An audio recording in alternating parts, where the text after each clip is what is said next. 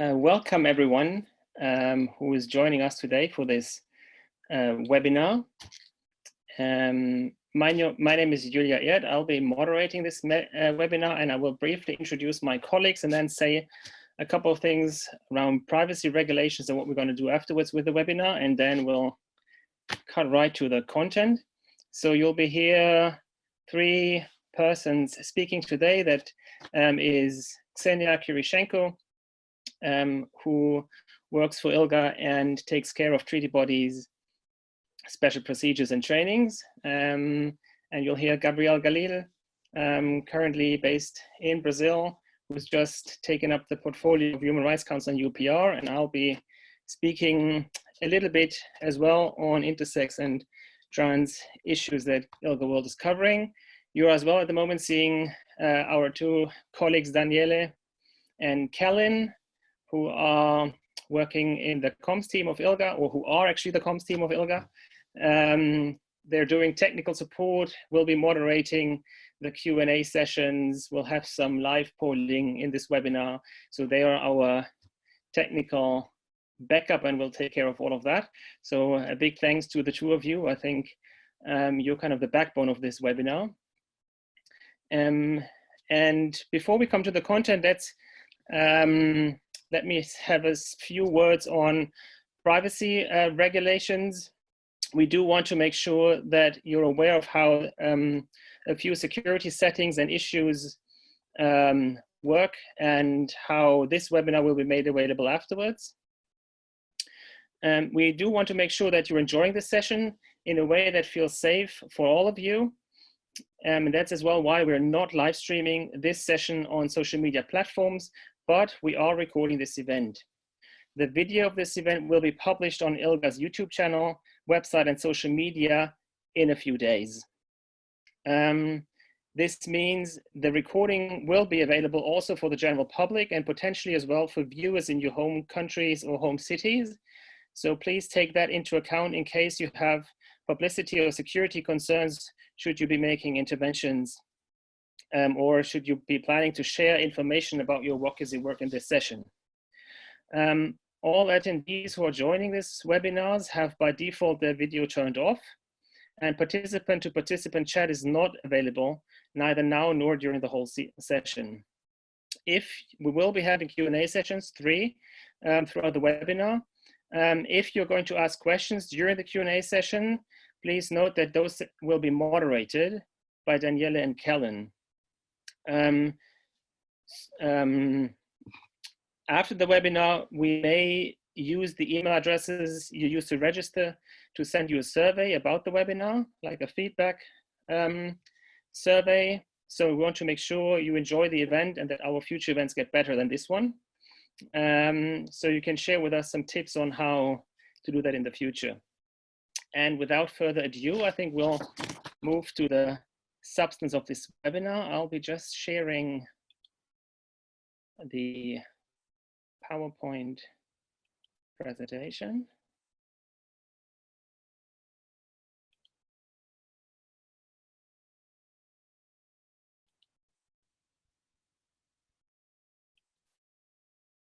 Here we go.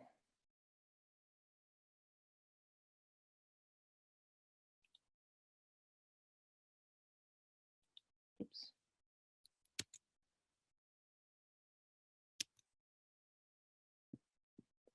Okay, second try, that has not worked apparently.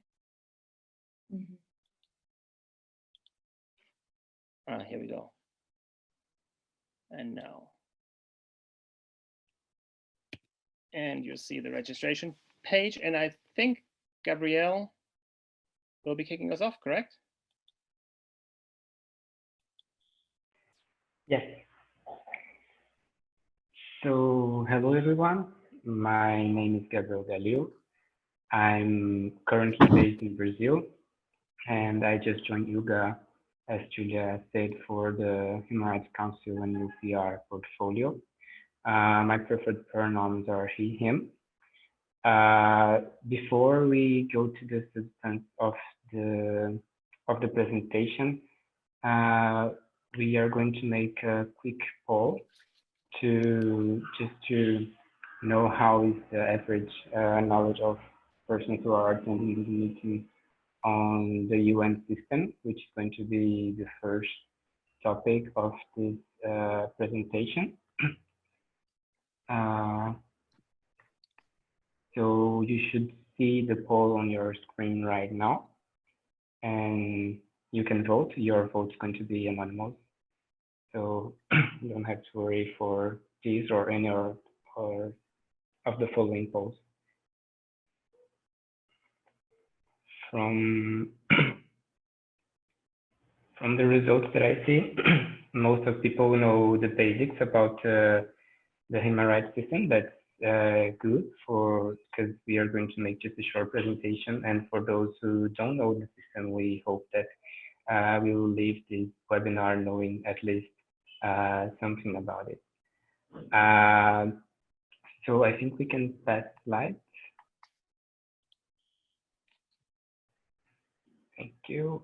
And once more. So the human rights system of the United Nations is basically split into two. So the chart-based organs and the treaty-based organs.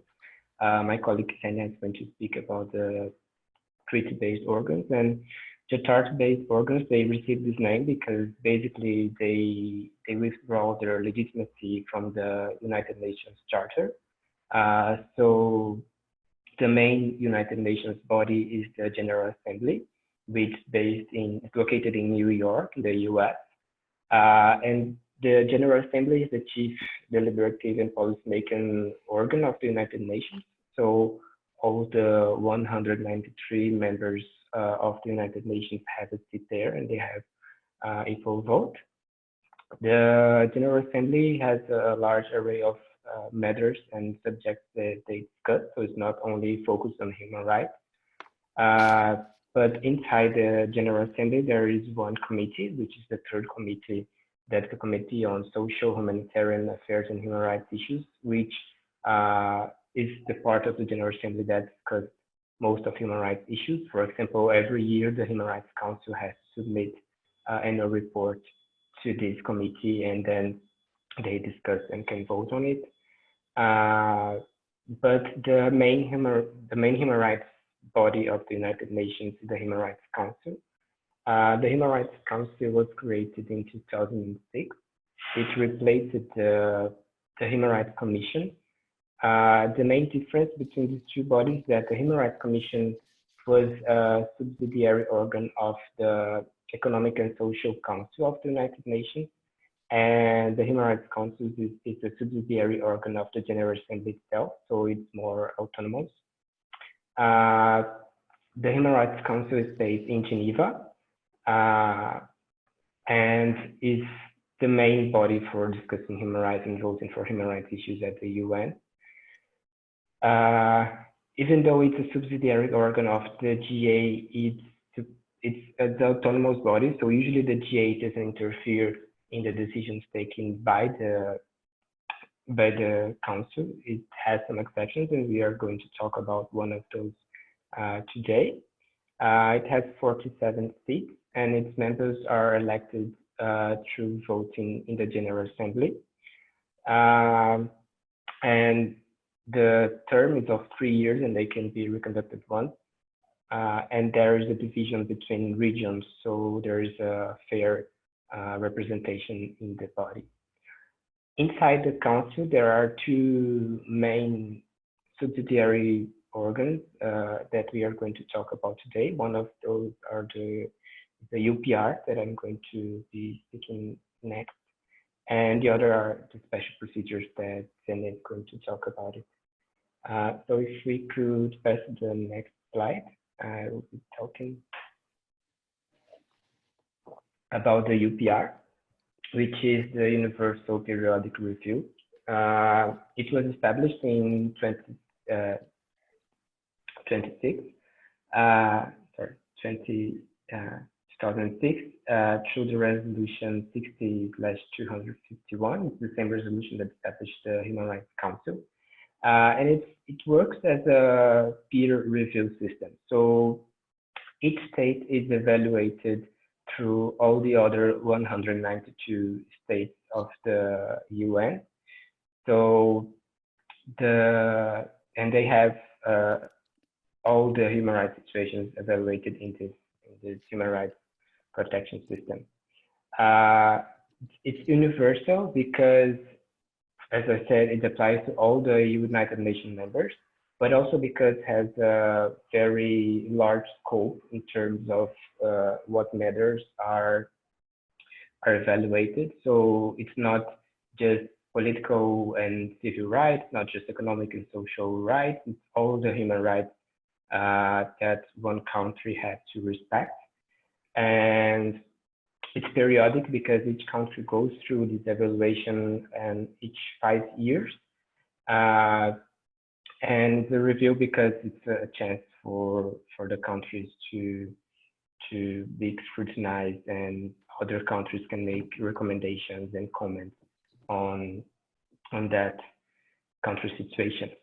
Currently, we are in the third cycle of the UPR, so each country has been examined at least twice, and by 2021 or 2022, due to the recent COVID-19 measures taken by the Human Rights Council, all the countries should have been examined three times. The third cycle has a focus more on implementation and follow-up of the previous recommendations. And this is the basics of the UPR. We are going to speak a little bit more later when we talk about LGBTI issues in it. And now I'll give the floor to Tanya.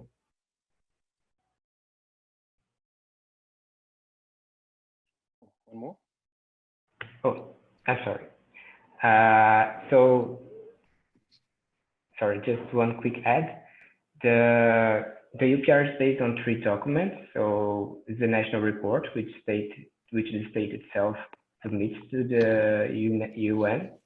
The compilation of the UN information, so all the treaty bodies, the UN agencies located in that country submit information, and the summary of the stakeholders' information. So national human rights institutions and NGOs can submit information for the UN, and the UN compile all the information in one document, which is submitted to the council. So just some quick languages explanations. The working group that we call is the whole United Nations system. So the 193 countries, states and territories counts as a working group. And 3 times a year we have a work group session. That's when this working group meets in Geneva. And the Troika is the group of 3 states which serve as rapporteurs for that session. So they organize the documents and the session itself. And I'm sorry, no, I'm done.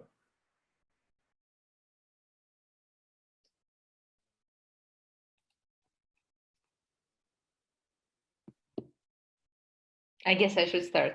Oh, yes, I'm sorry. Was I supposed to say that you should be starting? All right. So now we have Ksenia. Hello, everyone. Thank you for joining us. So I work for ILGA, and I am program coordinator on UN advocacy, women and training. And for the UN part specifically, I'm responsible for special procedures and treaty bodies. And so in this block of the just brief introduction into the UN system, I'm going to just tell you what are the special procedures and treaty bodies, just very basics. And then we will also have a block related to achievements. And after that, we will specifically talk about how you as civil society can engage with the United Nations mechanisms. So my task here is just to tell you about special procedures and treaty bodies for now. Here you can see the slide about special procedures, who they are. So special procedures, they are human rights bodies of human rights organs of the United Nations, and they are independent experts, which means that they do not represent any specific interests, any specific countries, for example, any specific governments. They should be independent, even though they are coming, of course, from specific part of the world. Special procedures could be named differently. Working groups, special rapporteurs, and independent experts. But the main difference here is only that the working group is usually several experts. For example, here on the picture, you can see the working group on discrimination against women, which is consisted of 5 experts. In special rapporteurs and independent experts, they are just single people, individual people. Special procedures, they work either on specific themes or on specific countries. So what they do, they work on specific themes or specific countries. And how many of these organs do we have? We have right now 44 thematic mandates, 44 like working groups, special rapporteurs, independent experts who are working on particular topics, themes, and they are thematic mandates. And we also have 12 country mandates, special rapporteurs on particular countries. So countries, for example, such as Belarus or Iran, so they have their own mandates, but not every country has it, of course. Regarding thematic mandates, there are a lot of different thematic mandates. For example, independent expert on sexual orientation and gender identity, our main contact point here in this system, working group on discrimination against women, special rapporteur on violence against women. There are also special procedures on topics such as, for example, health, water and sanitation, freedom of assembly, human rights defenders, etc., etc. Yeah, 44 thematic mandates, and some of them, many of them, I would say, are open to also address LGBTI issues. And how do they work? They implement 3 main methods of work.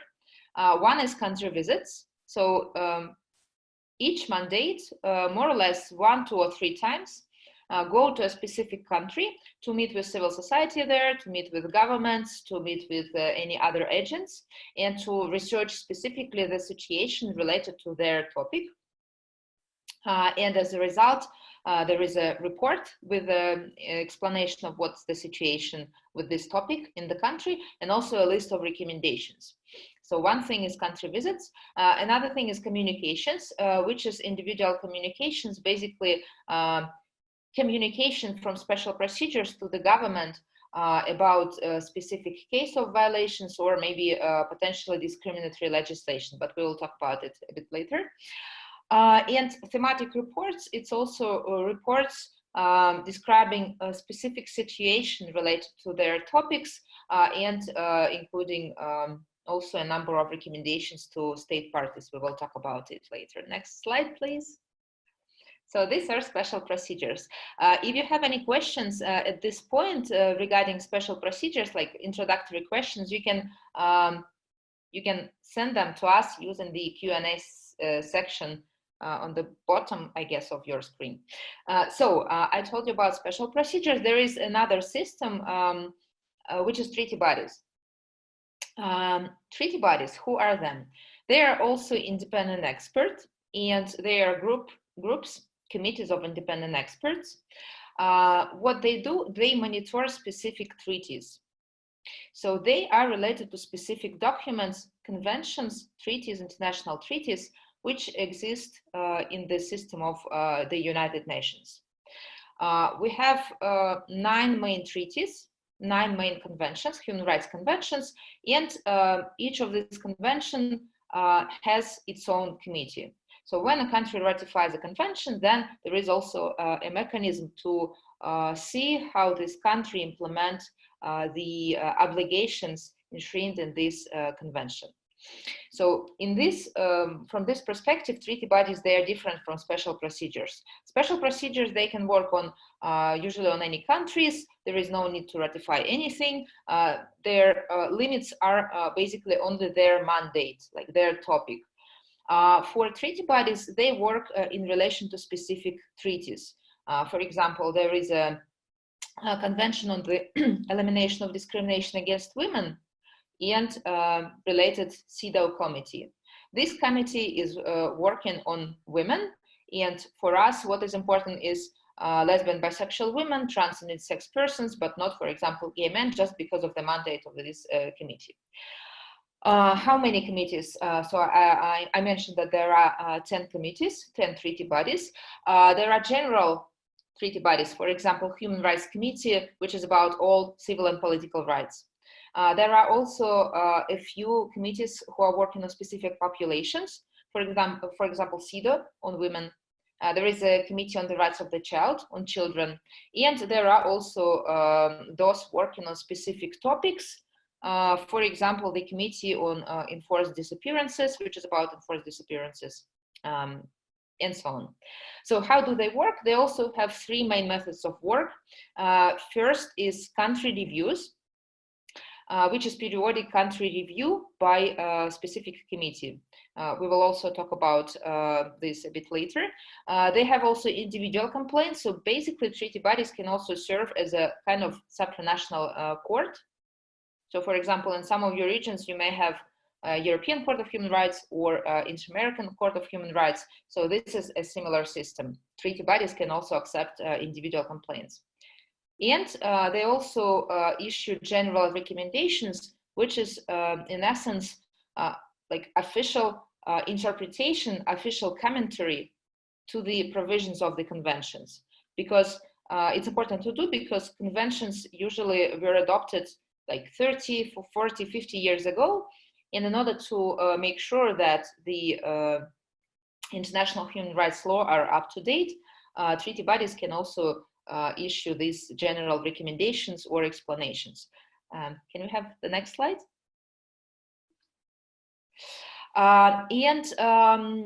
It's just a brief introduction in country review cycle, and then later we will see how civil society can participate in it. But generally, so I said that treaty bodies' working methods include country reviews, which means that after a state ratifies a specific treaty, first stage is a state report. So for example, let's say country X ratifies the CEDAW convention, and in 5 years it has to submit to the committee, to the CEDAW committee, a first report about how they implemented all the provisions of the conventions. So after the state submits a report, the committee has a pre-session to read this report, to read alternative sources, and as a result of this, it produces list of issues. So any questions about any additional information which a committee wants to know from this government.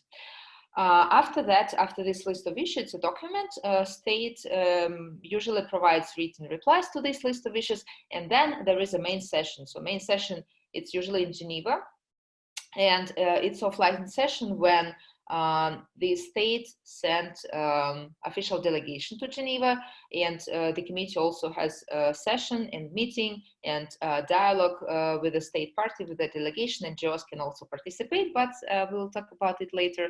And as a result of the main session, so review of all the available information, the committee issues so-called concluding observations. Concluding observations, it's a document with recommendations and points of concerns. And then the next stage is, of course, follow-up and implementation. And after that, there is a next periodic review, next periodic report. And this is the cycle which we have. Can we have the last slide, my last slide in this part? And also individual communications, I also wanted to briefly tell you about this. So as I mentioned, treaty bodies can basically function as supranational courts. In the mechanism of individual communications, they analyze a specific case. So there should be a specific case brought to treaty bodies. It's not the situation in general, it's a specific case. As a result of the review of this case, treaty bodies, they make recommendations on the case, specific recommendations related to the author or survivor or victim. For example, and detention of a person X. But also they can at the same time provide and give general recommendation of a general nature. For example, they can say that State X has to end detention of person Y and also all the other, for example, LGBT people who were illegally detained. There is a principle of subsidiarity, which means that you can apply with a specific case to treaty bodies only after exhausting your domestic remedies. So firstly, you go through all the effective remedies, mechanisms, usually courts, in your country, and then if you didn't get a positive decision, you can go to treaty bodies. The principle of uniqueness means that you can only apply to one international mechanism. So if you have a regional court on human rights, then you have to decide either you're going to, for example, Inter-American Court of Human Rights, or you're going to treaty bodies. NGOs, including your NGOs probably, can also participate in this process with third-party interventions. There is a follow-up procedure, and in order to apply to treaty bodies, your country has to ratify the main convention, for example, CEDAW convention, but also the optional protocol to this convention. And not, for example, not all countries which ratified CEDAW convention also ratified optional protocol. But we have a lot of resources available for it, where you can check all this information. And for now, I think I will finish.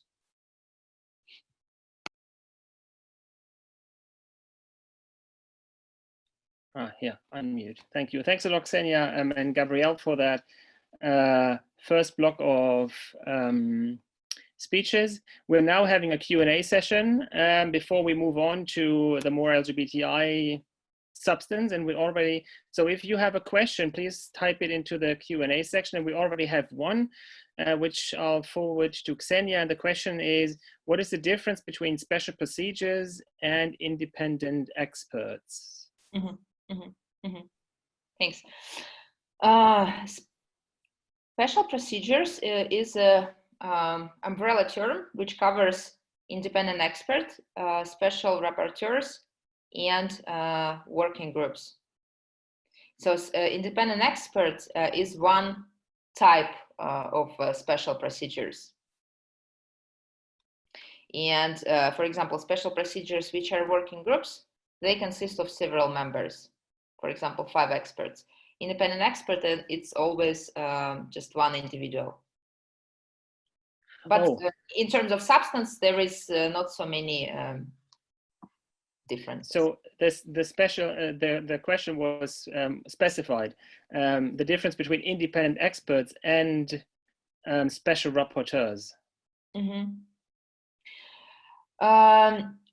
I wouldn't say there is a big difference, but generally sometimes special rapporteurs consider it like more serious mechanisms. In some topics initially have independent experts who will then transform into special rapporteurs, but substantially there is like a very, very, very little difference between them. They all implement the same 3 methods of work, main methods. They all report to Human Rights Council and or General Assembly. So basically just the title is different, but not the substance. All right, and then someone is asking, I would like to have more information about the first meeting following the state report and what it involves. I think that's for Ksenia in regard to treaty bodies and the cycle of how the cycle works.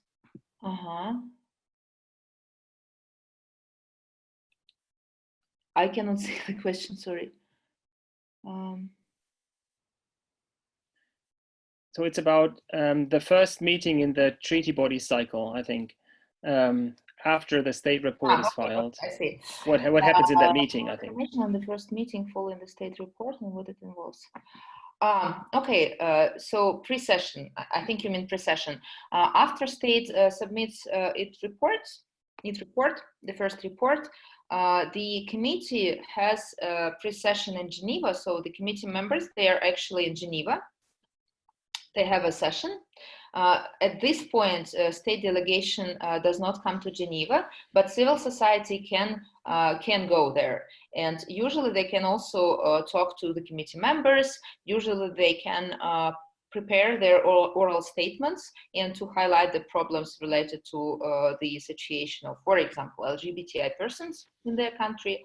And we will talk more about different opportunities for civil society a bit later in the third block of this webinar.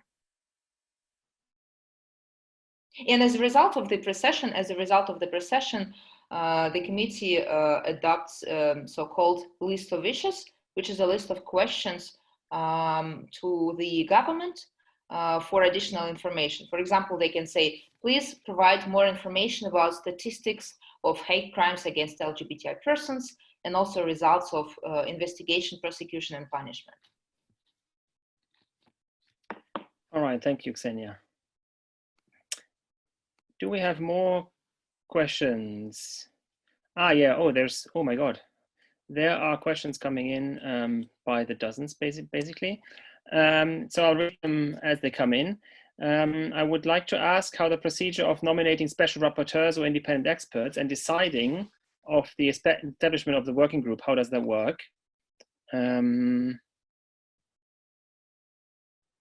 then I'll take the second one as well for Ksenia.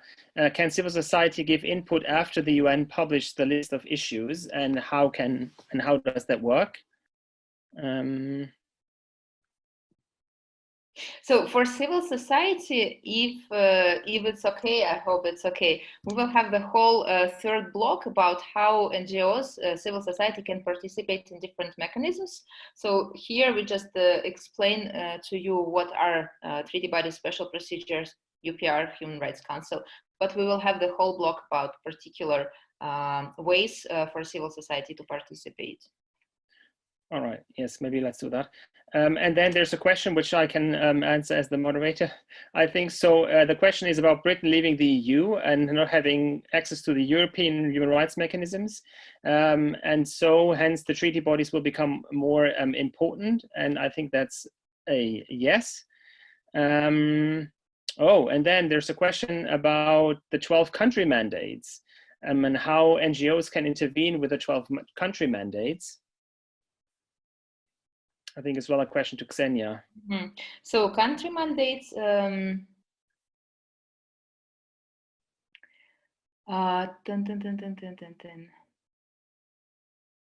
what are the 12 country mandates? So this I can answer. And how you can, how NGOs can intervene, it's similar to thematic reports.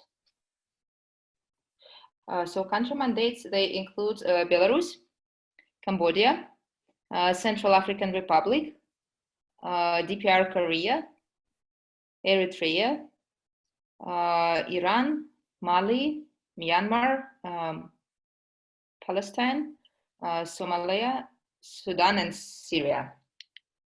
These are thematic mandates. Oh, sorry, country mandates. And NGOs from these countries, they can contact the mandate and have different types of communications. We will talk about it later.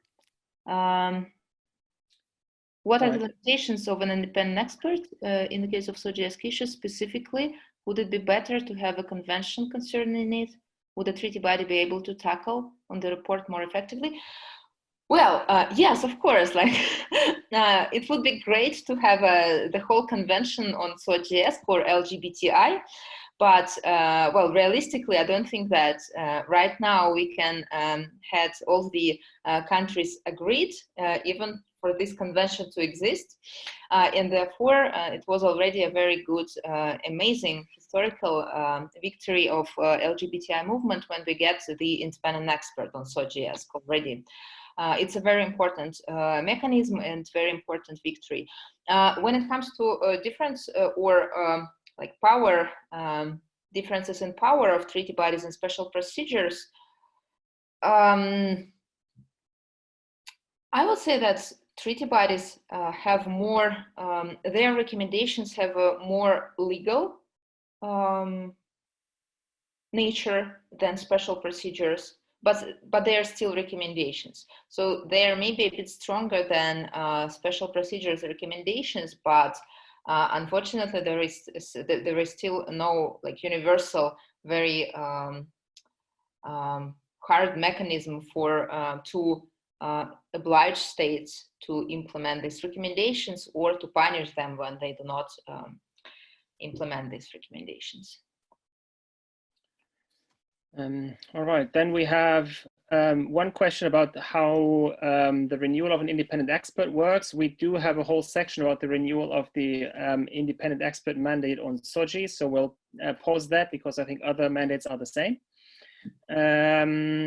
Then there's a question about refugees, LGBTIQ refugees in Uganda, and what possibilities they have to be heard. I'm not sure whether that's a question to Ksenia or to Gabrielle. And then there's a question on Pakistan, a question directly to whether ILGA World can support Pakistan activists in the next UPR cycle. Maybe that's something for Gabrielle to answer. Yes, so also in the third section, I'm going to talk about how NGOs and activists can engage with the UPR process. So I'm going to talk a little bit of how you can submit reports and how you will support activists. So I can reply to that a bit later. All right. And then maybe let's have a final question, which goes then to Ksenia, and then we'll move on to LGBTI issues in the context of these UN mechanisms. So the last question then is, does the UN Human Rights Council intervene in member states in issues related to international conventions where the states did not sign or ratify that particular convention? And yeah, so that's the question. Does the Human Rights Council intervene on issues in regards to international conventions when the state in question has not ratified the convention?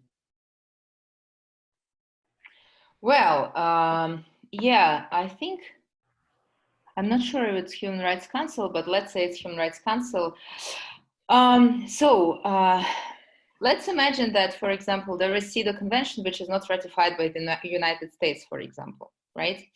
Of course, Human Rights Council or OHCHR, which are UN bodies, they cannot tell the United States that, you know, you do not implement obligations which relates to CEDAW, at least directly, because US did not ratify this. But what can be done, for example, the Working Group on Discrimination Against Women or the Special Rapporteur on Violence Against Women, who have actually mandates related to the exactly issues related to CEDAW Convention, they can send communications, they can conduct country reports, country visits, and go to the United States and or any other country which did not ratify a specific convention. To cut a long story short, they cannot directly use this convention in communications or work with the country, but they can do it other ways, using other ways. Just a quick comment for the Human Rights Council. If you look at the UPR recommendations, a lot of recommendations are directed to a specific country to ratify some conventions. So, for example, if your country has not ratified the International Pact on Civil and Political Rights, you can advocate for other countries to recommend this ratification in the UPR process. All right, thank you, Ksenia and Gabriela, and thank you everyone for the many questions that you have raised. There's further questions, but I think we do have to move on to LGBTI issues. There's one about activists, about states and activists in the UPR, which we're gonna address in the next Q&A. I've noted the question and we'll post that in the next Q&A session. And I think we're moving on with Ksenia. And I'll just hit the next slide button. Main advances on LGBTI protection at UN level. Ksenia. Yeah, thanks. And here we have another poll for you. So in this block, we will talk about advances, achievements related to LGBTI protection, human rights at the UN and different bodies of the UN. And we will start from treaty bodies and special procedures. And we have this poll for you. So in 2019, there were 130 country periodic reviews by all treaty bodies. So 9 treaty bodies, different countries in 2019 country reviews. How many of them ended with SOGIESC recommendations out of these 130 country periodic reviews by different treaty bodies? What do you think?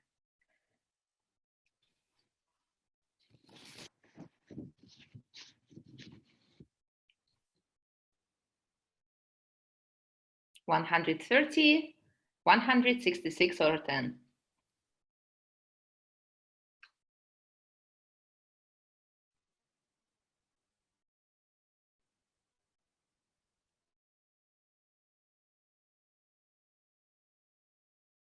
Okay, let's see the results. Most of the people think it's 66. And let's check what's the answer. Can we have the next slide? Exactly, so it's 66. In 2019, I don't know why we cannot see the numbers with years, but well, it's 2014, 15, 16, 17, 18, and 19. In 2019, there were 130 country reviews, and 66 of them ended with LGBTI recommendations. And it's a huge progress compared to the situation 5 years ago, because 5 years ago there were only 42, and also you can see that the proportion now it's almost 50% or near 50%, and 5 years ago it was like 1/3 only. And also you can see the second part of the slide is SOGIESC concluding observations and references. So concluding observation, it's a document which includes different recommendations. And also in 2014 and other years till 2019, we had, for example, from 42 to 66, these concluding observations as documents, which included LGBTI recommendations. And these documents included from 54 to 137 different references, specifically recommendations to LGBTI people. So which means, for example, you can see that in 2014, there were 42 documents concluding observations with 54 recommendations. And now, last year, we had 66 documents with 137 recommendations, which means that recommendations, they became more detailed. Treaty bodies make more recommendations for each particular country. So we have also another poll here for you.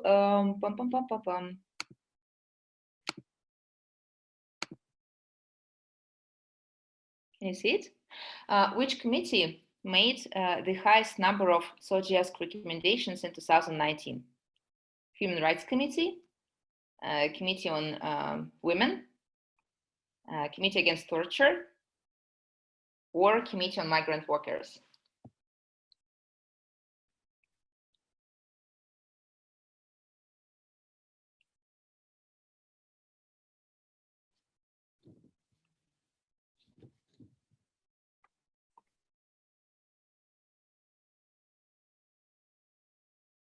Okay, we still have people voting. Please finish this if possible. Okay, let's see. Okay, most of the participants think that it's a Human Rights Committee, and then we have the second place is CEDAW. Let's check. Next slide, please.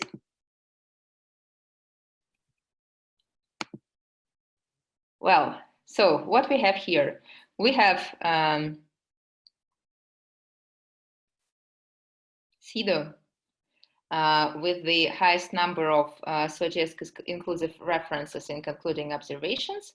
And then we have a Human Rights Committee, the Committee on the Rights of the Child, CRC, the Committee on Economic, Social and Cultural Rights. So these are four mostly open for LGBTI topics committees. Then the next poll, we have another one.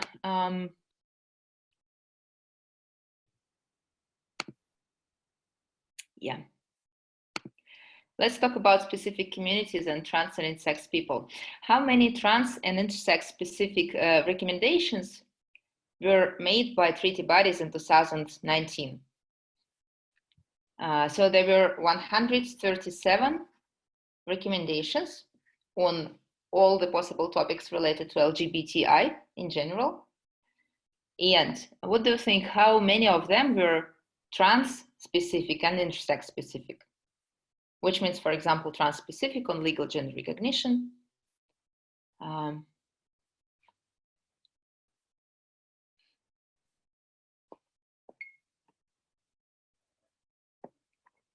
The first number is trans specific, the second number is intersex specific. Okay, let's see the results. Oh, interesting. Most of the people really think that out of 137 SOGIESC recommendations, there were 90 on trans specific topics and 6 on intersex specific topics. Let's see the next slide with the answer. Oh, well, there were 18 trans specific recommendations. You can see it here. And so the two graphs on the left side, it's trans recommendations, trans inclusive reference, which means, for example, LGBT, it's trans inclusive. And trans specific references is something specific about trans populations, for example, killings of trans women. So in 2019, we had 18 trans specific recommendations, and we have 20 intersex specific recommendations. So it was the first year when actually the number of intersex specific recommendations became higher than the number of trans specific recommendations. And it's, of course, it's due to really amazing advocacy organized by intersex activists. Then we have probably the last or almost the last poll from my side. Yeah. Now we will talk about also talking about achievements. I would like to talk to you about individual communications or jurisprudence on LGBTI cases developed by treaty bodies. Generally, on all the possible human rights topics, there were more than 1,500 decisions made by all treaty bodies, whatever topics. How many of them concerned sexual orientation or gender identity? 113, 5, 31, or 690? Out of more than 1,500.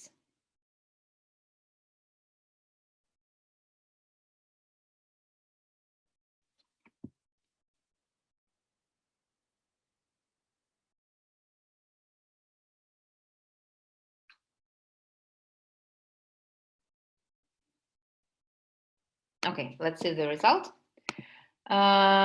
Most of the people think that it's 113. The second place is 31. Let's check what was the answer. Next slide. 31 decisions. Yeah, 31 decisions on LGBT or sexual orientation or gender identity. You can see that there is no E. It's because there were no decisions on intersex so far. 3 decisions were made by CEDAW, 8 decisions by the Committee Against Torture, and most of the decisions were made by the Human Rights Committee. And I think now will be my last slide here. Yeah.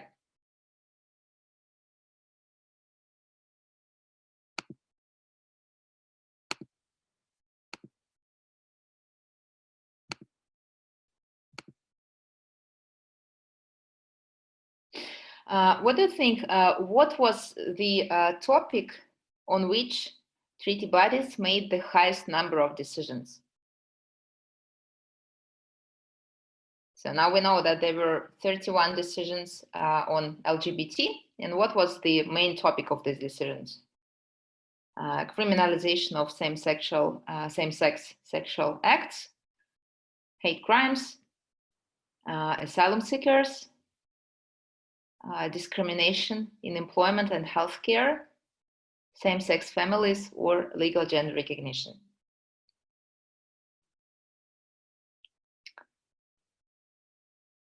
Which topic received the highest number of decisions? So let's see the results. So most of the people think that it was criminalization. Also, we have quite a lot of answers related to hate crimes and discrimination in employment and healthcare. Let's see the results. Can we have this next slide?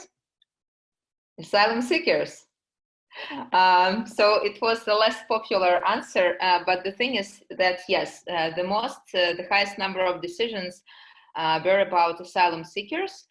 When LGBT people came to usually Europe or North America, and then they asked for asylum because of the persecution based on sexual orientation or gender identity, then they were refused and usually also sent to their countries of origins back. So yeah, the highest number of decisions was on asylum seekers. The second popular topic was freedom of expression, assembly, and association. It was about any violations related to public gathering, like pride events, when activists faced violence, etc. And on, by the way, on litigation and on jurisprudence, we will have another specific webinar in 2 weeks. But I think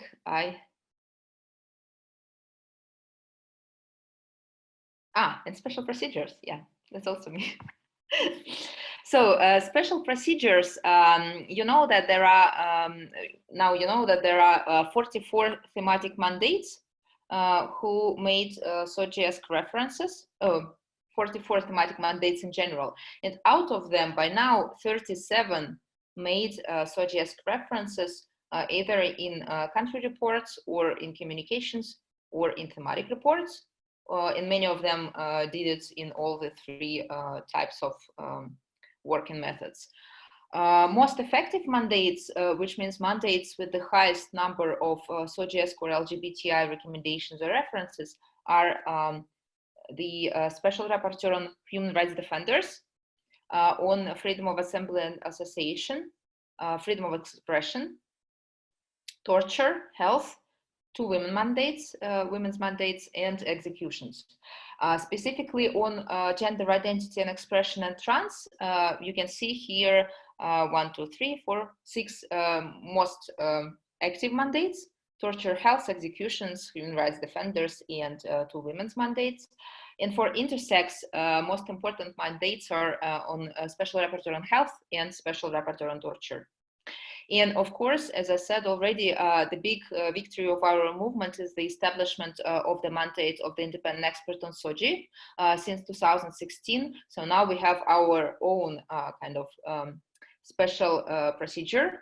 And it doesn't cover intersex, of course, so we are talking only about sexual orientation and gender identity and expression here.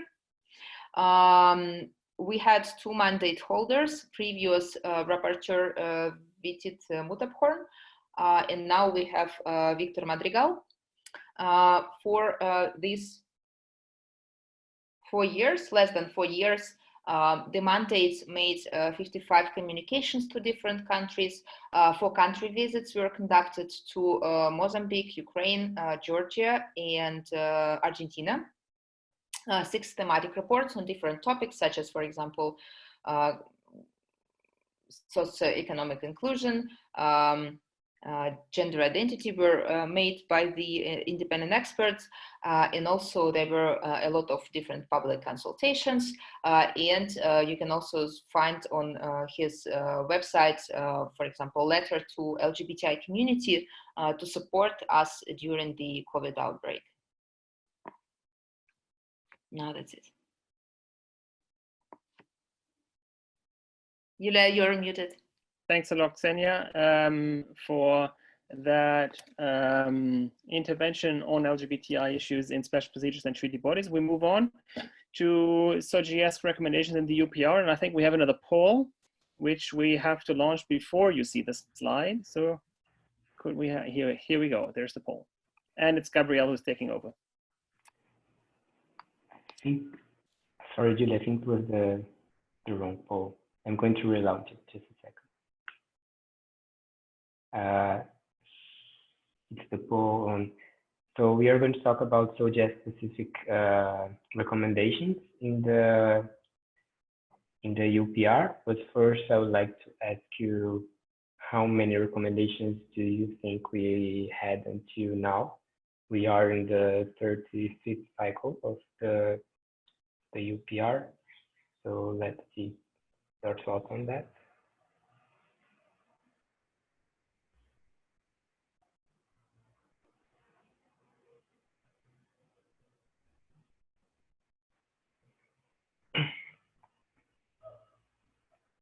So most of people who voted think we have about 900, so 897 recommendations. Actually, and the last voted is 2,296. So Julia, if you could pass the slide, please, so we can see the result. Can you click once more? So yes, we have 2,296 recommendations on SOGIESC issues until now. Of course, not all those recommendations are on SOGIESC. Some of them are only on sexual orientation, some of them only on gender identity, and others on sex characteristics. But in the total, we have quite a big number of recommendations. Since the first cycle of the UPR, since the first working group session of the UPR, which took place in 2008, we already had a very good result in terms of LGBTI issues. Of 14 countries being evaluated of that first cycle, we had 8 countries receiving SOGIESC recommendations. So you can see that since the beginning, the UPR is a very important mechanism to include LGBTI issues on international recommendations. One of the advantages of the UPR is that, as I said, it's it has quite a broad scope on subjects. So you can have a lot of recommendations which are related to several issues that the LGBTI community can face in terms of human rights. When we analyze the first and the second cycle, there is a report launched by ILGA World Art International and International Bar Association, and I'm going to send the link in the chat now, where you can find an analysis of, I mean, it's a broad analysis, but including like which topics were most addressed in the first and the second cycle of the UPR. And these topics are placed in this slide in the order. Also, the most addressed topic was equality and non-discrimination, followed by decriminalization of same-sex relations, security of LGBTI persons, and accountability of human rights violations perpetrators, family issues, association expression, and human rights defenders. The topics of this analysis are related to the ILGA Charter principles. So that's how we kind of classified each of the recommendations. And if we could pass to the next slide, we could talk a little bit about how things are developing in the third cycle, which is the cycle that we are in the middle of it now. So on the issue of topics, we still have a great majority of recommendations addressing non-discrimination.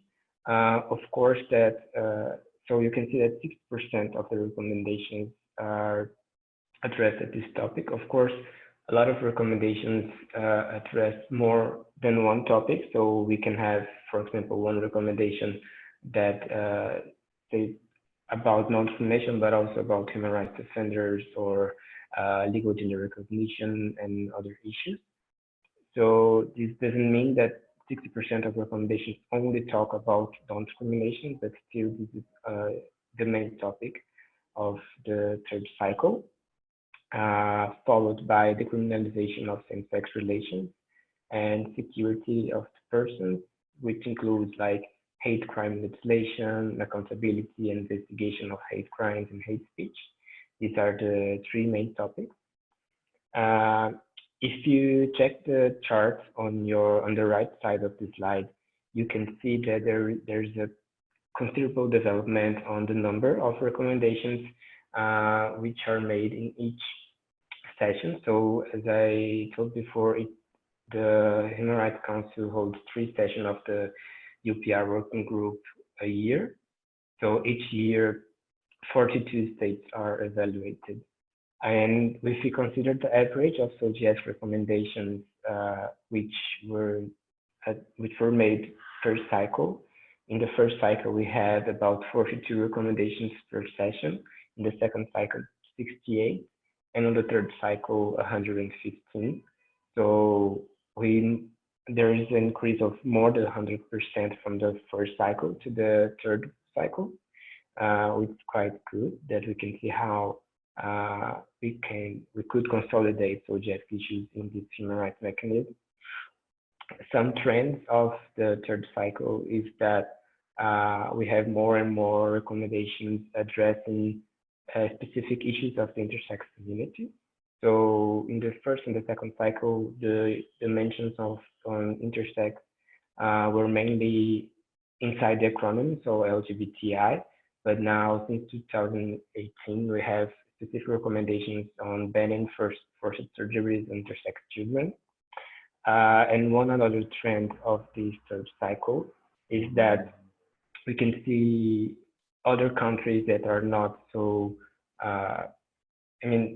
we broaden the range of countries which are also recommending, so not only receiving recommendations on SOGIESC. It's quite good that we can see that there's a cross-regional effort on promoting LGBTI issues in the UN. If we could pass to the next slide. We can see the acceptance rate of SOGIESC recommendations through the 3 cycles. Of course, the third cycle is not complete yet. So by 2022, we can have a different scenario. But you can see this data is segregated by regional group, the regional group as the UN considers it. So we can see, for example, LAC has a great increase of acceptance on the SOGIESC recommendations. We can see in other countries and other regions which have a little bit less acceptance, but this can also be related to that the third cycle recommendations are way more specific. So they require specific actions from the country. So that's why some countries note recommendations, because it's not that simple to say that you complied with it. But in the general, the global acceptance rate of SOGIESC recommendations is increasing from the first to the third cycle, and it's quite a good level of acceptance. It's about 40% of the recommendations received are accepted. And now I'm going to talk a little bit more about the Human Rights Council in general. But before passing to the next slide, I would like to launch another poll.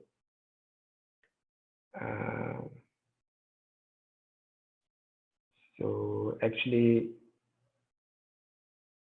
yeah, it was the poll that some of you replied earlier. Let's see it again. So did the Human Rights Council ever approve any resolution specific to sexual orientation and gender identity issues?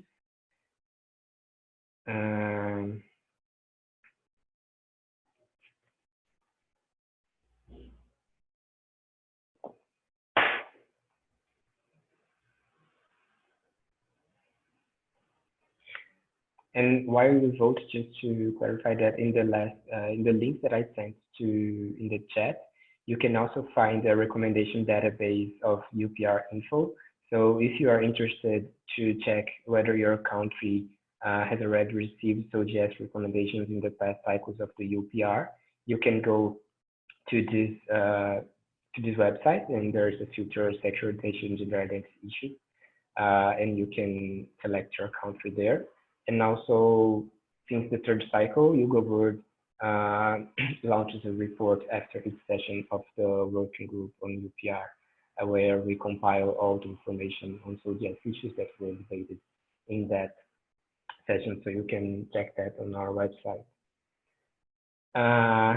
Now the results of the poll. So 10% of persons think that the Human Rights Council never approved a resolution on SOGIESC issues.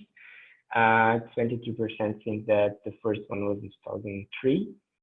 So the majority think that yes, there was a resolution approved in 2011, and followed by persons who think that the first resolution was in 2016. So if we could please pass the next slide. So just a really short historical background. In 2003, there was a it's named Brazilian resolution, which was proposed in the Human Rights Commission. So the Human Rights Council didn't exist back then. It was a resolution named Sex Orientation and Human Rights. It was tabled in 2003, but it was never put on a vote. In the next session, Brazil withdrew the proposal. A few years later, there was the ILGA Charter Principles that I just saw. There's a typo in the slide. Sorry for that. Which was a way to set sexual orientation and gender identity issues on a human rights language after the Brazilian resolution didn't went through. In 2008, there was it began to have a lot of statements on SOGIESC issues at the General Assembly. So there was a famous statement from Argentina with more than 80 co-sponsors. And this kind of set a momentum on SOGIESC issues at the UN. And then in 2011, we had South Africa tabling the resolution named Human Rights, Sexual Orientation, and Gender Identity. The main goal of the resolution was to ask for the Office of the High Commissioner of Human Rights to develop a report on how SOGIESC issues were being dealt worldwide. So the resolution passed. It was quite contentious. If you see we're going to have a look at the numbers of the voting a bit later. But it was almost half and half of the council. But the resolution passed in resolution 1719, and following that, the Office of the High Commissioner did a report and presented to the Human Rights Council. You can see like a screenshot of the resolution and of the report presented. Now, if we could go to the next slide.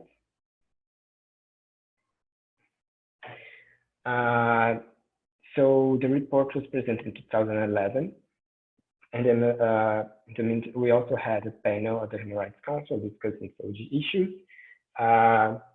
In 2014, a group of 4 countries of Latin America proposed a new resolution. It was the same title. It was basically the same text of the previous resolution.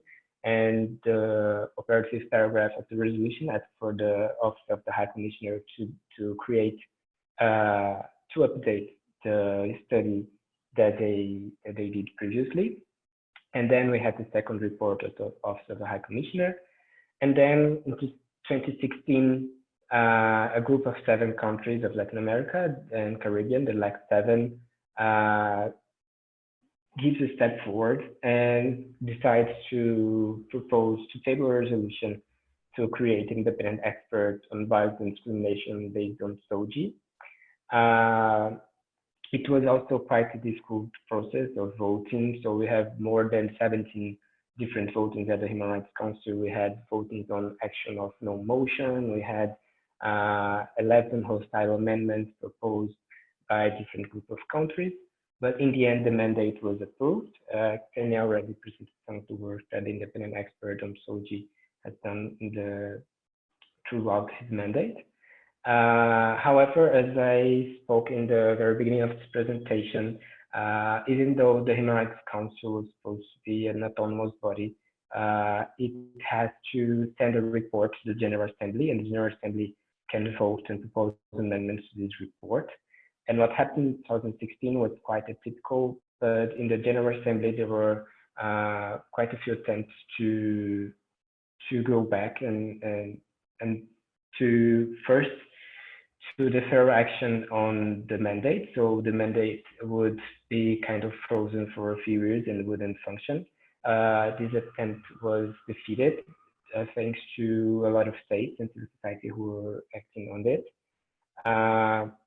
And then there was another attempt to cut the budget of the independent expert on SOGI. This attempt was also defeated both in the Fiscal Committee and in the plenary of the General Assembly. So in the end of 2016, despite the challenges, we had the mandate on SOGI established. Most of the special procedure mandates they have to be renewed from time to time. So in 2016, the Council said that the mandate would last for 3 years, which means that in 2019, we needed a new resolution, just extending the mandate of the ISOGI. And so last year we had this voting in July, and it was quite a progress in terms of creating consensus in the Human Rights Council towards the mandate. The mandate was renewed, and there was no challenge at the UNGA in the end of the year. Now, if we could pass to the next slide. Just briefly to show how there was how consensus developed towards SOGI issues in the UN. So if we look at the votes in favor, there was 23 votes in favor in 2011 and 27 2019. Of course, this can change a lot considering how which states are occupying the seats in the Human Rights Council. But you can see that in 2019 we had we had a smaller number of votes against, and we had the biggest number of votes in favor. And also we had a big development on countries which signed the resolution as original co-sponsors of it, showing big support of SOGI issues in the Council. So that's the end of my part here.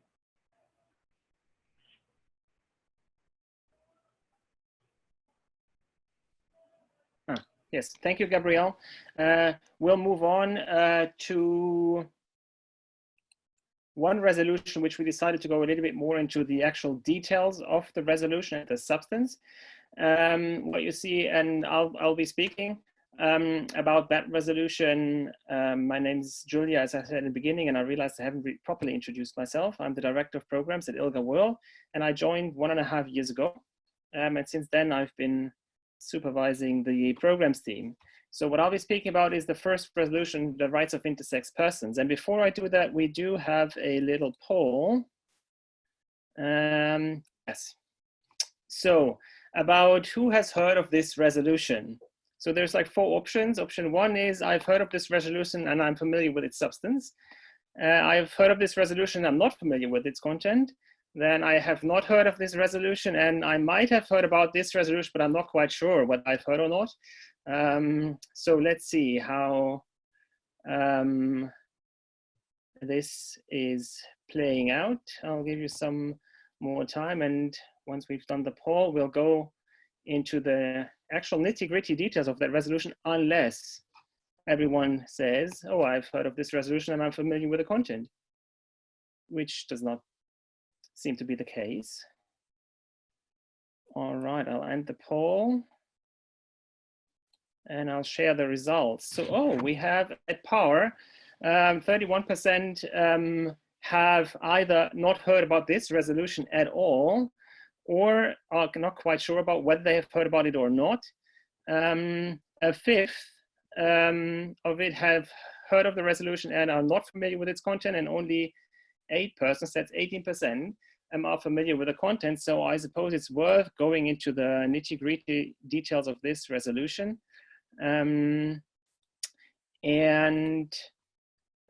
We've just learned that in 9 years ago, we had the first resolution on SOGI. It took another 8 years to have the first resolution on intersex issues that was passed in the Human Rights Council last year in March. In the 40th session, on this slide, you see the exact the exact number of the resolution and the title. And the title reads "Elimination of Discrimination Against Women and Girls in Sports," which of course poses the first question: why is this an intersex resolution in the first place? It talks about women and girls in sports, and of course that is far from being obvious.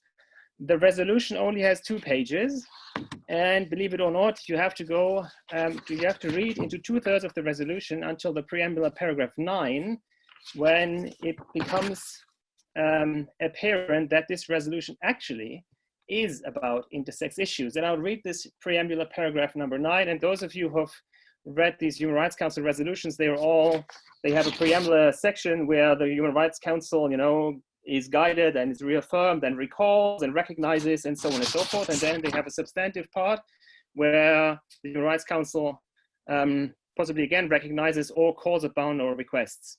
So this is in the preamble paragraph number 9 out of 10, so the second last, and here it says, the Council is noting with concern also that the eligibility regulations for the female classification published by the International Association of Athletics Federations that came into effect on November 1st, 2018 may not be compatible with international human rights norms and standards, including the rights of women with differences of sex development, and concerned that there may have been a lack of legitimate and justifiable evidence for the regulations to the extent that they may not be reasonable and objective and lack proportionality between their aim and the measures proposed. So again, there's a reference to the rights of women with differences of sex development, which is a medical term for intersex people by and large. Of course, the term has been challenged by civil society, but I'll come to that later. But that's kind of suggests that the resolution actually is about intersex issues. So let us have a look into what the resolution actually says on the substantive level. So what does the Human Rights Council call for? And then I'll explain the context and why this is actually relevant for intersex persons. So let's come to the substance of the resolution. The substantive part has 4 paragraphs. And what you see here in mauve or light purple are quotes from the actual resolution. So there's 4 kind of important substantive things that the Human Rights Council says or requests. So it expresses its concern that international sport regulations that require women and girl athletes to medically reduce their blood testosterone levels may contravene international human rights standards. So that's kind of as weak of a language as it gets. So it may contravene international human rights standards. And the background to this, and I'll speak about this a little bit more on the next slide, is that in fact, if you want to compete as a woman in professional sports, there's a threshold for your testosterone level that you cannot surpass in your blood in order to compete. And here the Council expresses its concern that this may contravene international human rights standards. The second part, it recognizes that some sports regulations may reinforce harmful gender stereotypes, racism, sexism, and stigma, and infringe upon the dignity, privacy, bodily integrity, and bodily autonomy of women and girls. And then finally, the Council calls upon states to ensure that sporting associations refrain from developing and enforcing policies and practices that force, coerce, or otherwise pressure women and girl athletes into undergoing unnecessary, humiliating, and harmful medical procedures in order to participate in women's events in competitive sports. And again, that relates back to what's been said in the first paragraph on the medical interventions in regard to the blood testosterone levels. And then finally, the Council has requested a report by the UN High Commissioner for Human Rights on the intersection of race and gender discrimination in sport. that report will be published, well, was supposed to be published by or presented to the Council in the 44th session, which is the one coming in June. Of course, with COVID and all of that, we don't exactly know whether, how, and when this is going to happen. We only know that it will happen for sure at some point in the currently unknown future. So having said all of that, those are the 4 substantive paragraphs, or a summary of the 4 substantive paragraphs. Let me give you some background and content on why this makes sense and why does the resolution take an angle through sports. So for that, we have to look in how competitive sports work. And that's what the resolution focuses on. It focuses on professional and competitive sports. So sports of course there's the competitive sports section, then there's the sports section, like sports for basically everyone. So this resolution is about the competitive part, the Olympics, World Cups, national sports competitions. So, and in general, there's 2 categories. We all know that. There's men and women. What's important to note here is that women, or the female category, is protected. That in essence means that everyone can compete in the male category, but the female category is protected and restricted. So you have to be a woman. There's like definitions on what a woman entails, and in particular, since 2018, international sports federations have imposed restrictions on the level of testosterone in the blood of persons who want to compete as women. So now, of course, there are intersex women who naturally have testosterone levels that are above this threshold, and hence they have been banned from competing under the women category. And this is what this resolution addresses. And the resolution says that this might, or this may, contravene international human rights standards. So as you have seen, this resolution takes a bifold angle. One is a gender discrimination in sports, and the other one is a racial discrimination in sports. So now the question is, of course, so where's the racial component in that? And when you look at cases that have been surfaced over the last year, most prominent, of course, the case of Caster Semenya and Dudi Chand, 2 athletes who have competed both in the Olympics and the World Cups. Caster Semenya from South Africa, Dudi Chand from India. And there's a couple of other persons. Most of these persons who have hit a wall in regards to these regulations come from the global South. Most of them are persons of color. So there is a racial component in the discrimination of intersex women competing in sports. And that's why South Africa, who tabled the resolution, has been taking a racial and gender angle for the resolution. And I think it was very strategic because it leveraged support from the African group to pass the resolution, but I'll come to that on the next slide. So question, when was it tabled? Well, it was tabled last year in the Spring Human Rights Council session. And there's as well a rationale to that, because Caster Semenya had been filing a case at the Court of Arbitration for Sports, because Caster was banned from competing in international competitions after she had won several Olympic and World Cup medals. So she was banned because of this rule. And the Court of Arbitration then eventually decided on May 1st last year.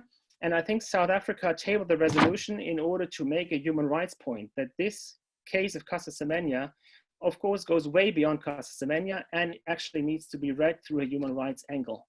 And this is why this resolution, we believe this is why the resolution has been tabled last year.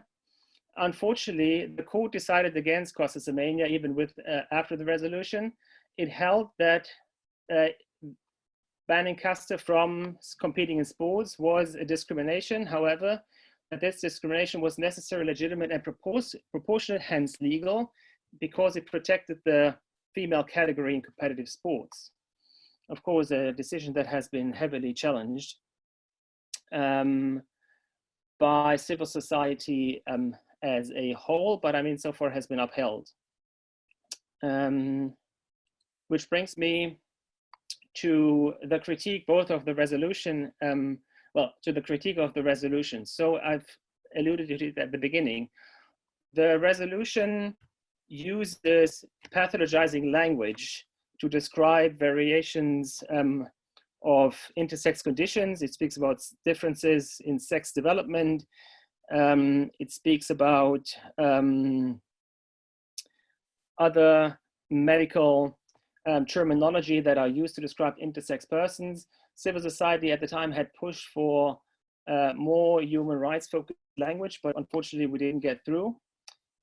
Secondly, parts of the intersex movement felt that they were not properly consulted, and I do have to admit that as well for ILGA World and other actors, this resolution kind of came pretty much out of the blue last year. So we did not see this coming, and that was a critique that has been voiced. And then, of course, you will ask, this resolution only addresses intersex women in sports. However, there's like serious and other human rights violations against intersex persons. So why would you do a sports resolution when there's so many others?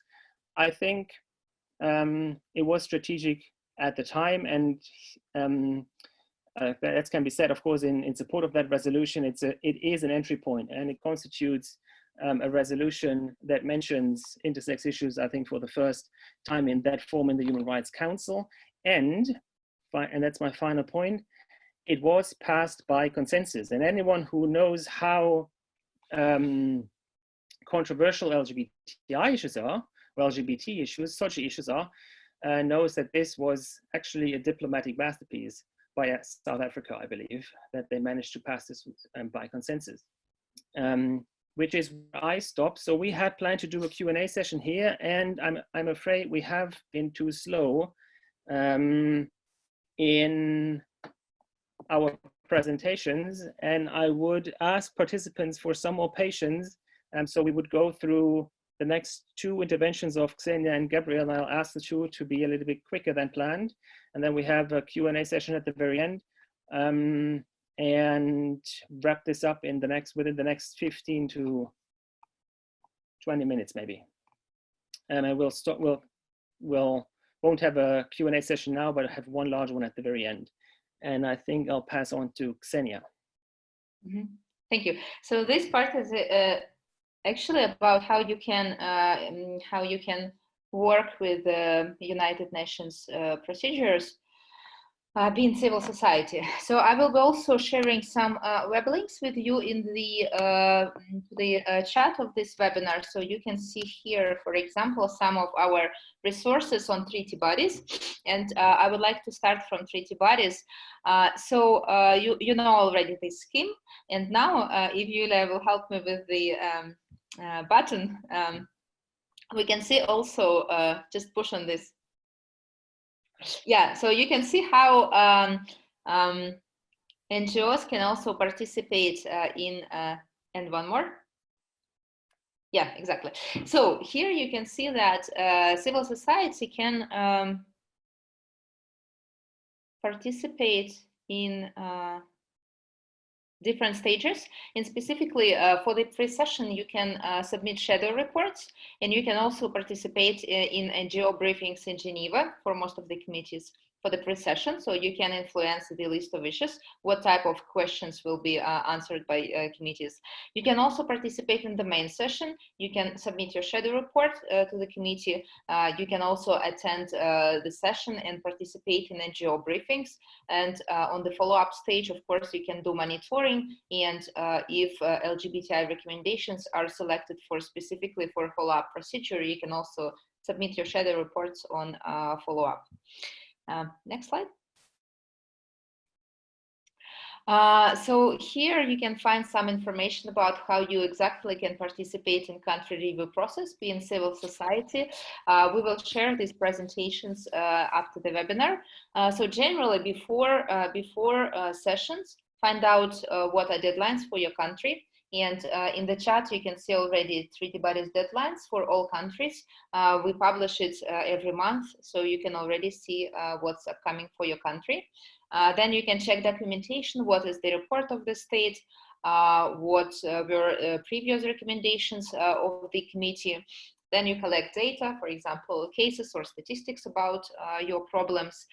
You can form coalitions, and it's also important to define priorities, because you may have like 100 problems related to human rights of LGBTI persons in your country, but you need to define priority and maybe to find 2, 3, 4 important problems which you will deliver to treaty bodies. Otherwise, they will not be just able to pick up your priorities. So shadow reports, it's not a super difficult, complicated exercise.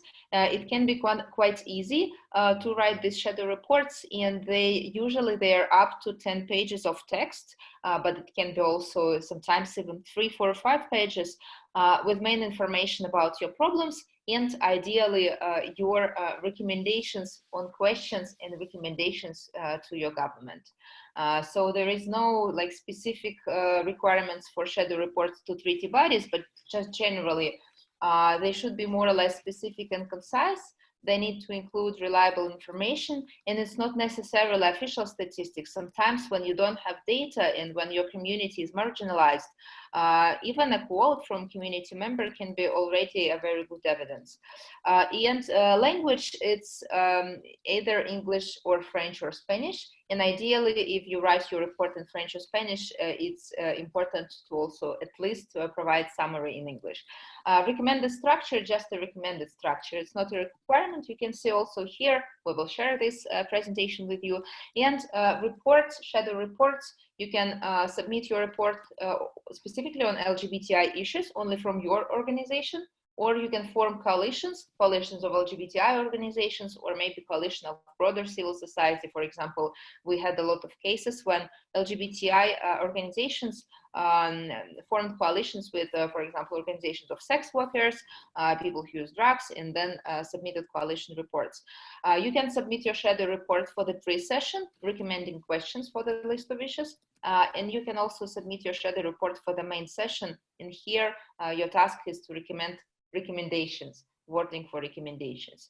And also you can submit your shadow report for the follow-up procedure, talking about implementation of this. And report can be based on either topics, hate crimes, discrimination, legal gender recognition, or also you can construct your shadow report using articles of the conventions. For example, Article 4, right to employment. Article 5, right to health, etc., etc. And when you can also participate in sessions of treaty bodies, it's really important, and we've seen a lot of examples showing that it's usually, if you want to get good recommendations, if you want to be heard by committee members, of course written report is important, but also personal participation is crucial usually.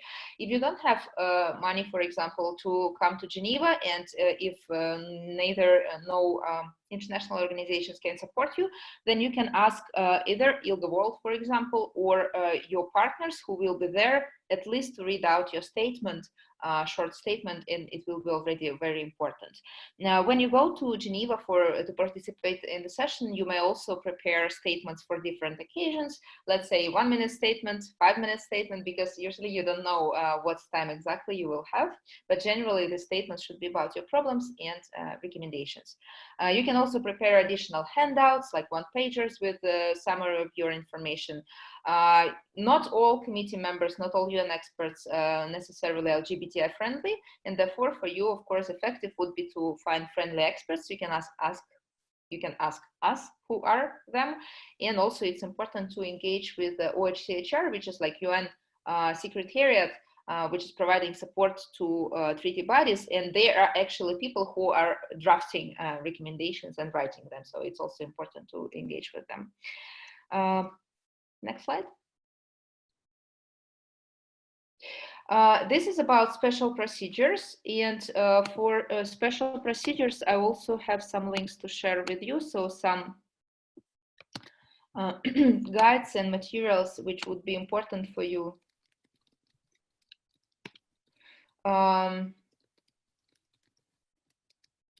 So on special procedures. I would talk a bit specifically about special procedures communication. So what is important here is that to initiate special procedures communications, your country does not need to ratify any specific convention. There is no need for this compared to treaty bodies, for example. Communications can be initiated in the case when violation took place already, or when there is a risk of violation, for example, you receive threats, or when it comes to, it can also be situation related to legislation. You know that your, for example, parliament is going to consider homophobic legislation. You can also put this case into special procedures communications. There is quite simple online form available, and on the UN website, you can see it also in the links. And usually special procedures communications, they are made by several mandates. For example, independent expert on SOGI, and also special rapporteur on human rights defenders, for instance, when the case is about, for instance, violence during a gay pride event.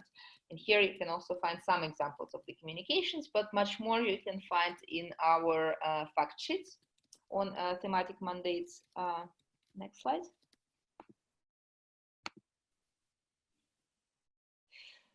Special procedures country visits. Also, it's important for you to participate in country visits if special procedures visit your country. So initially you can, if you have access to your government, you can advocate for invitation or acceptance of invitation of concrete special procedures, and to ask your government to invite, for example, specific mandate holders to your country. Then you can also check information about your country visits and upcoming country visits. So we have also monthly special procedures info notes. With this information, you can also consult with these special procedures info notes.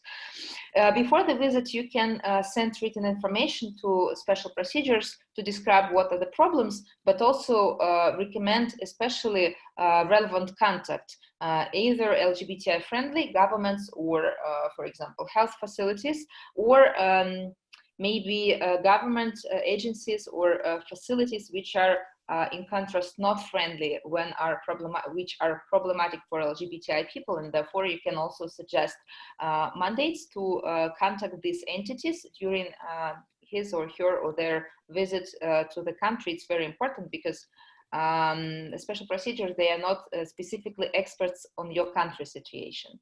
Then, of course, you can meet with special rapporteurs or other special procedures while they are in the country. Usually they organize NGO briefings. And after the visit, you can also check the final report on your country and recommendations. You can participate with support from organizations such as ILGA World in dialogues during the Human Rights Council, because country reports, they are presented during Human Rights Council sessions, and civil society can make oral statements, and also you can contact your government to see how recommendations could be implemented, if you can help them to implement these recommendations. And it's also important to stay in touch with the mandate and to inform them about any positive or negative developments related to country visits and recommendations. Next slide. Yeah, and this is just one example of two examples of reports. So, for example, Special Rapporteur on Violence Against Women visited South Africa and made the recommendations on hate crime legislation. Next slide. And also thematic reports as civil society. You can also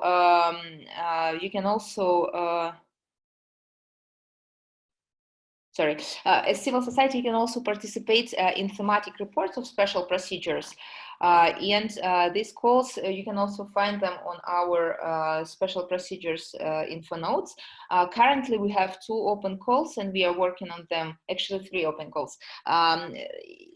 rape. One of them is for Special Rapporteur on Violence Against Women on rape. If you have any data on rape and sexual violence against LGBTI persons, please contact us and share this information. Another submission is gender-based violence during COVID and how it affected LB women and TI persons. And another one also is about inclusion of gender and LGBTI perspectives in transitional justice processes, for example, for countries such as Colombia. So this is thematic reports. You can also send your data for this. Can we go further? And the last thing is individual communications, how you can do this. Why it's important, because if you cannot get justice in your country, you can go to the UN forum and you can obtain specific recommendations on the problems, but also recommendations to the victim or survivor. There is follow-up procedure. These decisions, they have global importance. For example, decision on Colombia is also relevant for all the other countries. Yeah, if, for example, from Asia, countries usually do not have access to regional mechanisms like regional human rights courts, and this is also important for them here. And for those who do have access to regional human rights courts, usually from treaty bodies, you can get a decision more quickly. And also recently we published strategic litigation toolkit on treaty bodies. I will share this link with you, and we will have in 2 weeks, we will have specific webinar on strategic litigation. Next slide. Well, maybe I will just skip it to make sure that, because we will have another webinar specifically about strategic litigation. The presentation will be shared with you. And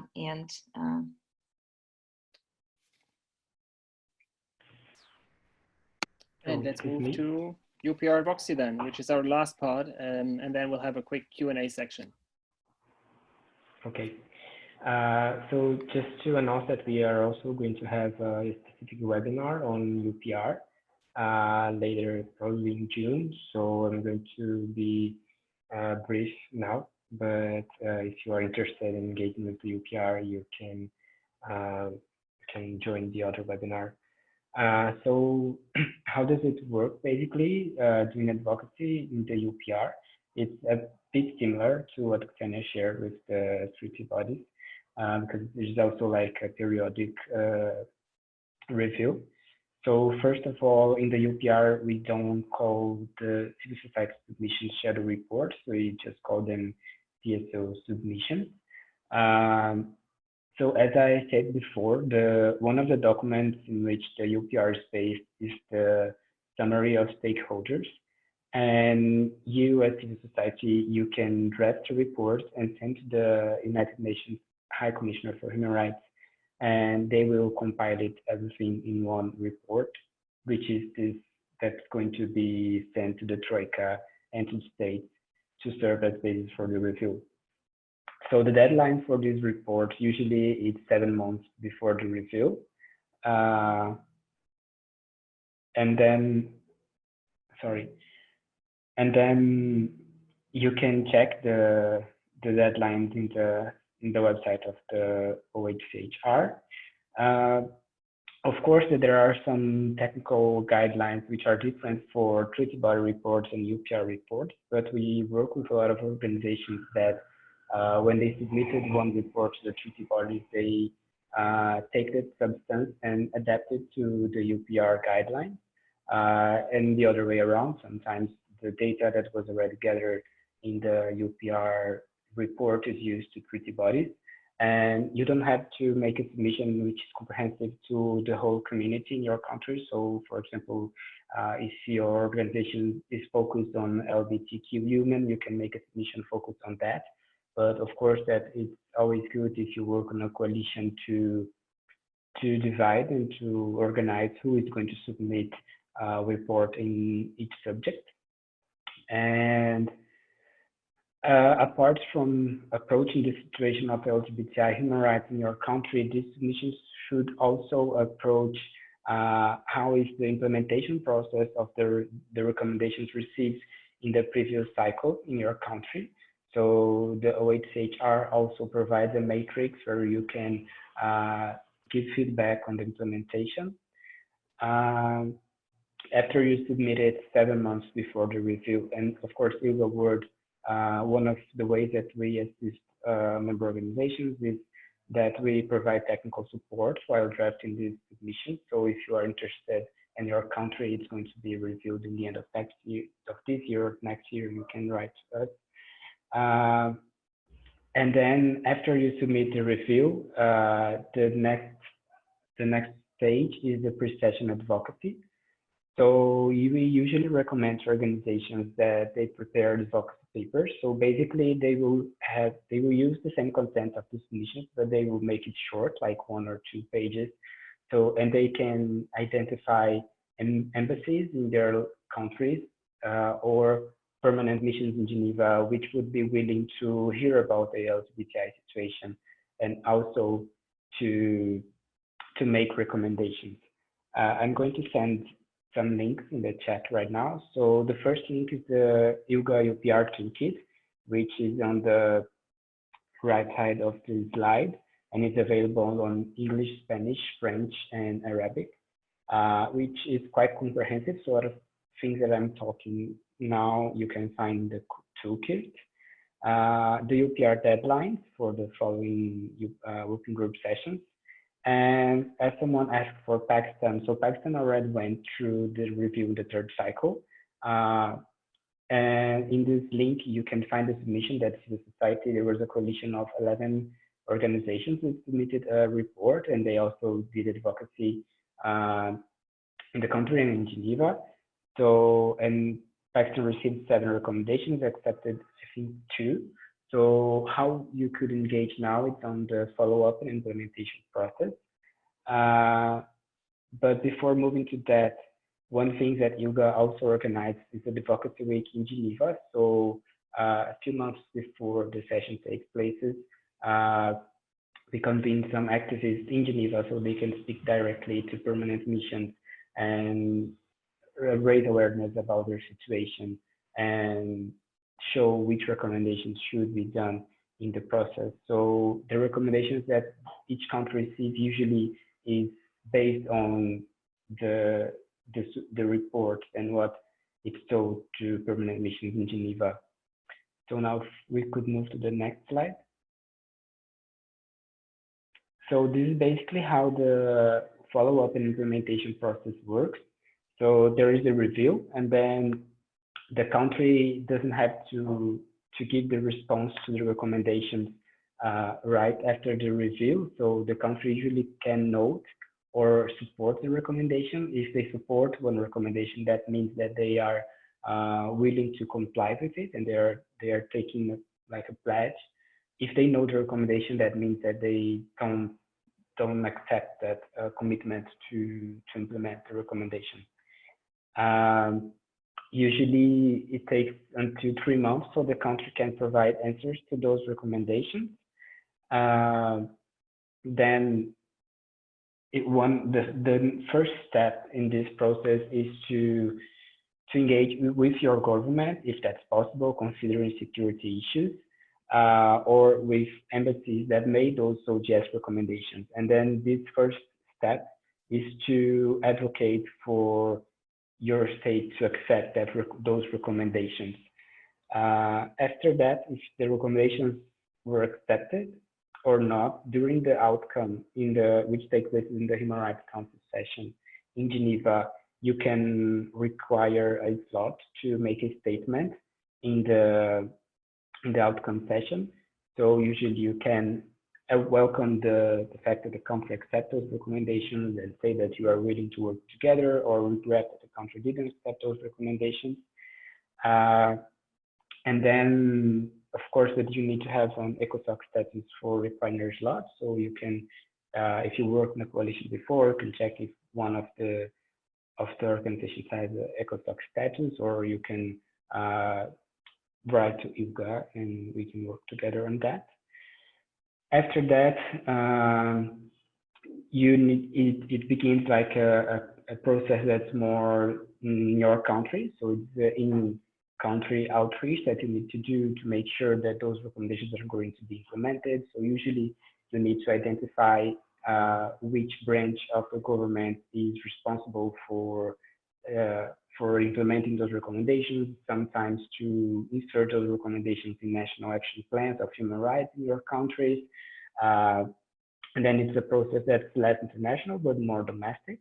But still, it's quite important because receiving recommendations, it takes a lot of effort, but sometimes, I mean, it's always the first step. So we have seen a lot of important changes on LGBTI issues domestically, which were pushed by UPR recommendations and treaty bar recommendations. Sometimes the UPR recommendations make references to treaty bar recommendations. So all of these together can help to create a momentum in your country to push for advances in LGBTI issues. And we have a lot of good cases all over the world. And after this process, 2.5 years later, one really important thing to do on the follow-up implementation process is to draft a midterm report. You submit this report to the OHCHR, and then usually you can work with the same coalition that you did back then when you submitted the first report, or if you didn't submit a report but your country received SOGIESC recommendations, you can also draft a midterm report, and you can also we also support organizations in this stage of the process, and then the report is made public in the Office of the High Commissioner for Human Rights website. And then after 2.5 years begins all the process for a new cycle, so preparing submission. And quite shortly on the right side, you can see some best practices that we identified with some organizations on how they did this follow-up and implementation process. So making coalitions, working with governments and embassies and UN agencies in your countries, which usually are really important stakeholders, producing a midterm report, and of course, raising public awareness, not only about recommendations itself, but about international mechanisms, about UPR, about the importance of these recommendations. And if we could move to the final slide. Thank you. Sorry. Yeah. So advocacy in the Human Rights Council, it's quite broad.